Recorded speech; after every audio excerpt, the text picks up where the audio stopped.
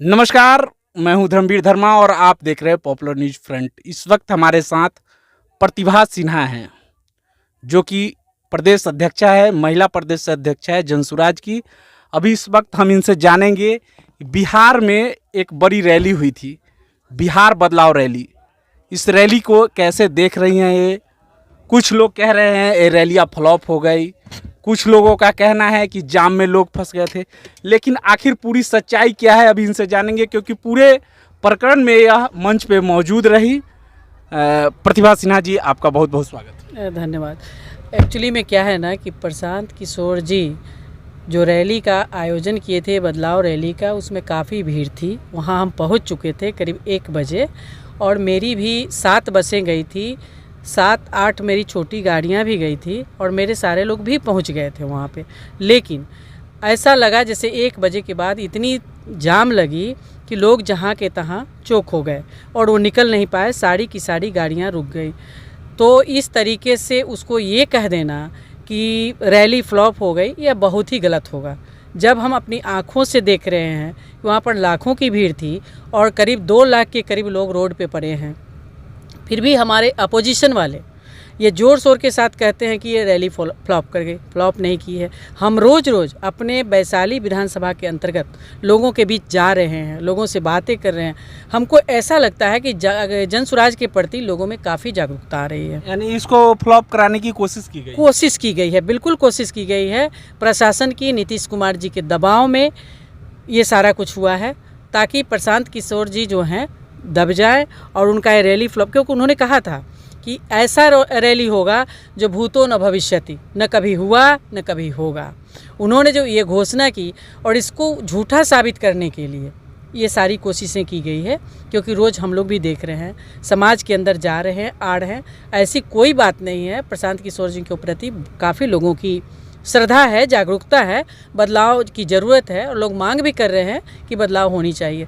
और मुझे पूरा विश्वास है कि इसको फ्लॉप कराने की कोशिश की गई, बल्कि फ्लॉप हुआ नहीं है। और मिला जुला करके ये रैली सक्सेस ही कहा जा सकता है, इसको फ्लॉप नहीं कर सकते। यानी फ्लॉप नहीं तो क्या समझा जाए कि ये प्रशांत किशोर का प्रशासनिक लोगों में और जो सत्ता में बैठे हुए लोग हैं उनके अंदर एक खौफ थी। हाँ, खौफ थी, उनके अंदर खौफ थी। इसी खौफ का तो कारण था कि उन्होंने प्रशासन का सहारा लिया कि जो जहाँ है वहीं पर रोक दो। नहीं तो ऐसा होता नहीं। सारे लोग अगर गांधी मैदान में जुट ही जाते तो फिर क्या होता? फिर तो उन लोगों का नींद उड़ गया था कि ये कैसे कर रहे हैं, क्या कर रहे हैं। तो इतनी सारी भीड़ थी और इसको वो करने के लिए ही उन्होंने अपना कुछ अलग से न्यूज़ बनवाने का काम किया है। और ऐसा कुछ नहीं है। प्रशांत जी हमारे सब जगह हैं। और प्रशांत जी पे आपको कितना भरोसा है? प्रशांत जी तो बोले हैं कि अगर लोगों को हमारे पास नहीं आने दिया गया तो हम लोगों के पास जाएंगे, उनके घर तक जाएंगे। तो क्या प्रशांत जी पहुंच पाएंगे? हाँ, प्रशांत जी घर घर तो नहीं जा पाएंगे, ये पॉसिबल तो है नहीं। लेकिन अगर उन्होंने कहा है तो 10 घर के बीच में, 100 घर के बीच में भी अगर वो चले गए तो बहुत बड़ी बात होती है। उन्होंने ये भी किया है ना, पैदल चलने का काम तो किया ही था और सबके डोर टू डोर जाकर के वो घूमे हैं। तो जाएंगे अगर पॉसिबल हो पाएगा कि घर घर जाना, तो घर घर नहीं जा पाएंगे, लेकिन 10 घर 5 घर पर जाएंगे तो सारे लोग गाँव पहुँच जाएंगे। ऐसा कुछ नहीं। इससे पहले भी प्रशांत पद यात्रा करते हुए गांव-गांव घूमे थे, जन समस्याओं को देखा था और उनसे निचोड़ निकाल करके उन्होंने जो अपनी 5 एजेंडाएं लाई हैं चुनावों के पहले और अपनी पार्टी का मुख्य एजेंडा में जो 5 एजेंडा डाल दिए हैं, तो क्या लगता है कि ये 5 एजेंडा जमीन पे वो उतार पाएंगे? मुझे तो पूरा विश्वास है कि ये 5 एजेंडा ज़मीन पे उतार पाएंगे, क्योंकि उनको काफ़ी एक्सपीरियंस है, काफ़ी लोगों के साथ काम करने का उनको मौका मिला है और इसको अंजाम कैसे दिया जाएगा उनको पता है। तो ऐसा लगता है कि वो करेंगे।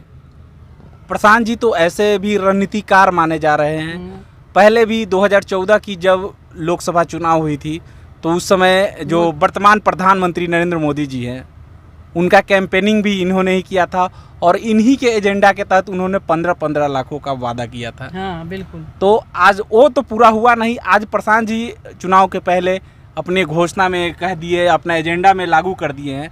तो लोग क्यों भरोसा कर ले कि प्रशांत जी जब उस समय कहवाए थे उनसे, तो अपने जब उनके लिए झूठ बोलवा सकते हैं तो अपने लिए क्यों नहीं?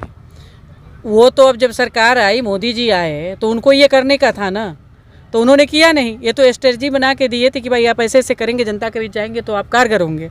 उन्होंने एक रास्ता बताया, रास्ते पर वो चले। अगर प्रॉमिस करने के लिए कौन गया था? वो तो मोदी जी गए थे ना। हाँ। मोदी जी की पार्टी गई थी ना, प्रशांत जी तो नहीं गए थे।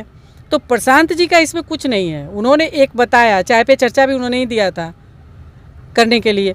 तो इन सारी चीज़ों को जब काम था तो उन लोगों ने किया, लेकिन प्रशांत जी के बताए हुए रास्ते को उन्होंने फॉलो नहीं किया ना। वो तो कर लिए, जा जाकर उसमें वोट लेना था, लेकिन बाद में उनको जनता के बीच ये सब करना भी था ना, वो जो किए नहीं। वो किए नहीं। वो तो लोग आज प्रशांत किशोर पे क्योंकि चुनाव के वक्त तो सभी लोग आते हैं बड़े बड़े बाद।